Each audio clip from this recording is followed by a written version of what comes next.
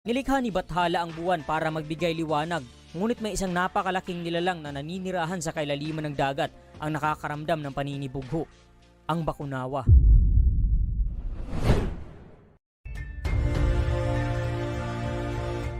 Ang Bakunawa ay nainggit sa kagandahan at ningning ng mga buwan. Ang mga buwan na nagdadala ng liwanag at nagniningning sa kalangitan ay nakakuha ng labis na atensyon at kagalakan sa mga tao. Kaya bilang isang makapangyarihan ngunit hindi pinapansing nilalang, naramdaman ni Bakunawa na hindi siya pinahahalagahan kung ihahambing sa mga buwan. Kaya nagalit ang Bakunawa at isa-isang nilamon ang mga buwang ito, dahilan ng biglaang pagdilim ng kalangitan.